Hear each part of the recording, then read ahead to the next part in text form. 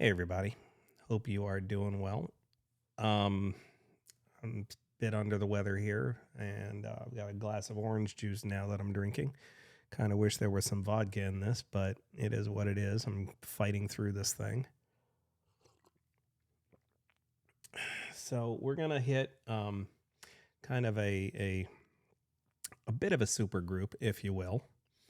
Black Country Communion was a band that was formed in the late 2000s, if you will.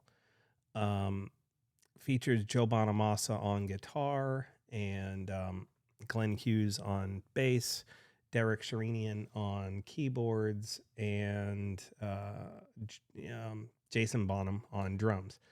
So it's kind of a hard bluesy rock, borderline hard rock metal band that definitely has some tinges of Zeppelin and Deep Purple together, but with, of course, Bonamassa's deep bluesy rock background.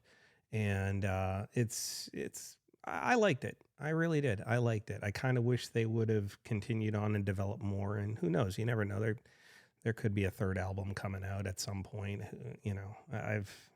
Joe is a client of mine at work, and I've never asked him if there were any plans. So I don't know. I don't have any insight on that. But always love this first track, and if you haven't heard it before, here, check it out.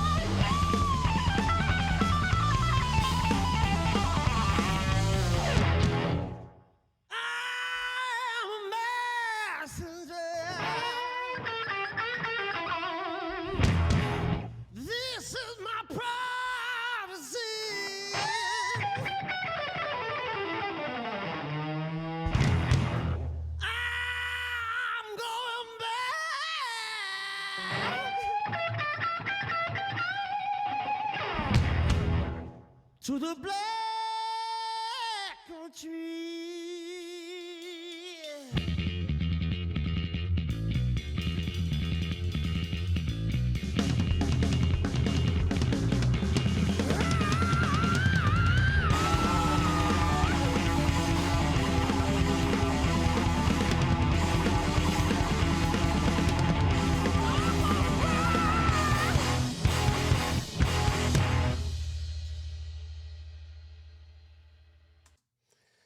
if you don't hear the Led Zeppelin influence in that or the Deep Purple influence in that, I don't know how much I can help you, because it's there. It's all over it.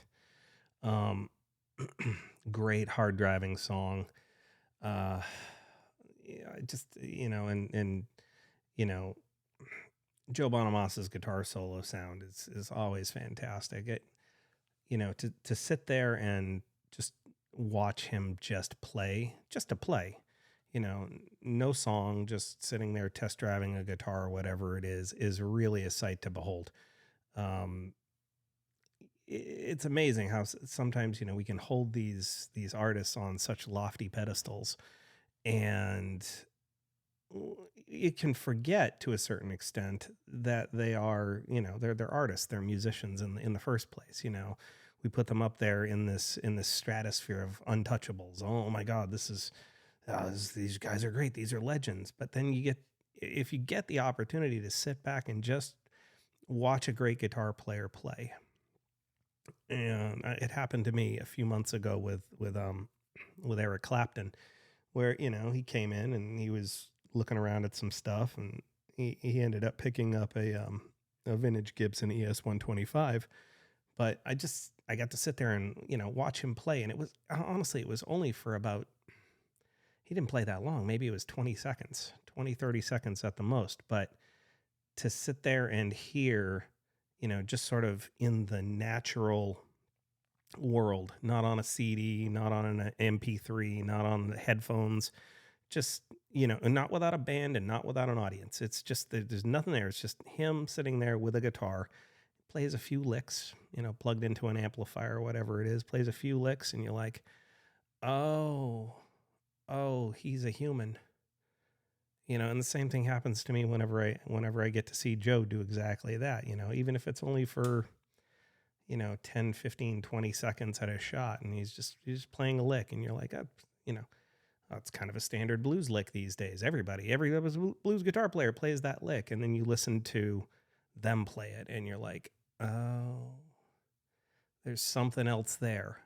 And it's undefinable. You can't put it into words, We talk often about music and how, there's 12 notes on the, Western scale. And those 12 notes have been played every which way but loose for hundreds of years. And yet somehow or another, an artist comes along and plays it just that little bit differently.